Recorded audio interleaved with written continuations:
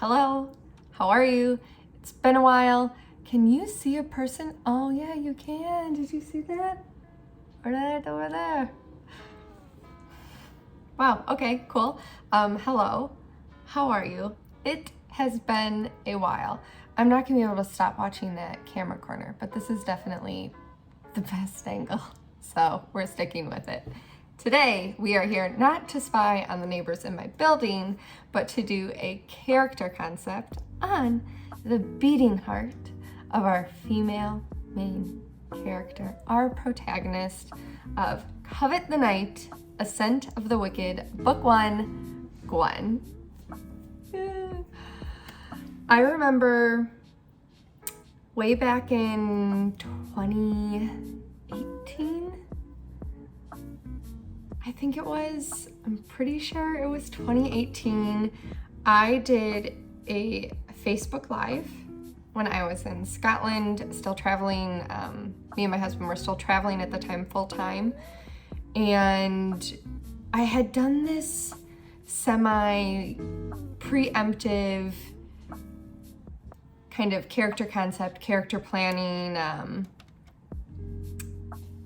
character plotting for William, the Beast Gunwin, who is in book 4 of a Soulmark series, Mr. Verana. And I was really excited to do that at the time. And in kind of creating his character sheet, really digging in a little bit to his personality, what we knew of at the time. And one of the parts was trying to figure out who his love interest would end up being, because I knew back in 2018 I wanted to do a story that focused on William. And in that live, there was kind of a general consensus with the group who had watched and had commented and that I was just getting to converse with, that main character, that love interest of William, was going to, she needed to be feisty and also kind of siren-esque. So just like really like a real embodiment of female empowerment, and like very comfortable in her body, maybe make William uncomfortable and on edge. And fast forward to 2020, as I am plotting the entire series for Ascent of the Wicked and focusing on this book, Covet the Night, some of those original thoughts and those two qualities, I think I can say that they fit Gwen, just not maybe in the way they originally came about, but they did manifest again in her character. And today I want to share with you the 3 words I would use to describe Gwen, as well as a little bit of her background. And I'll go ahead and start with the latter. If you have not read or heard the description for Covet the Night, you will want to stay. If you have, you can just skip to this time mark here and join us. My cats are over there. We're the only people and pets in this house. You can jump to that time and you'll be golden, and you can hear the 3 words instead. But for those of you who might want a refresher on that description, who don't know it, allow me to read it for you. Just allow me to read it for you. Okay, cool. If you were offered a second chance at life, would you take it? Gwen's days are numbered, literally. Like her mother before her, Gwen's acute myeloid leukemia diagnosis came too little, too late. So she's packed her bags, said her goodbyes, and set off to see the world before her untimely end. But when a beautiful stranger extends an offer of immortality, she accepts without hesitation, along with its one caveat, a treacherous initiation. Faced with unprecedented danger, Gwen must stay alive long enough to discover once and for all what is worth living and dying for.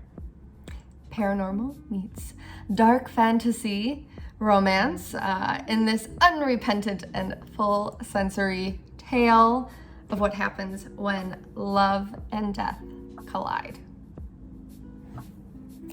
Cool.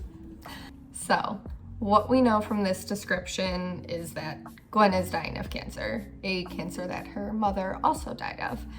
She was oblivious to the supernatural world before this beautiful stranger entered her life, and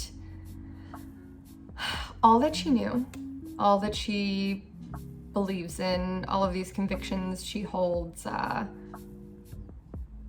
all of that is going to be tested during this initiation. So that's our background. Now, that background really plays a part in the 3 words I'm going to use to describe Gwen. And they are, so just keep that in mind. Preface, keep that in mind. That into this. Number 1, Gwen is a survivor. She is complicated. She is a cat. Bet you did not see that one coming. I knew you didn't. Gwen is a survivor. She's chosen to put herself through this pretty perilous initiation test that will really test her mettle and her resolve.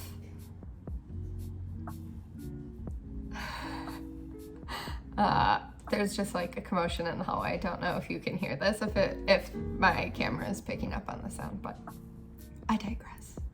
She is a survivor. She's willingly chosen to put herself through this initiation that is going to test her mettle. It is going to test her resolve, and all within a setting where Gwen is the lowest on the food chain suddenly. So, interesting environment for her to be in and really test her survivor skills. 2, Gwen is complicated. She's a complicated gal.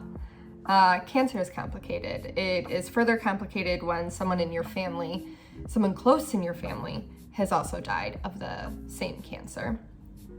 There's a lot of baggage Gwen carries with her mother's death, with her diagnosis, and her family life pre-vampire initiation. And then there's also the matter of,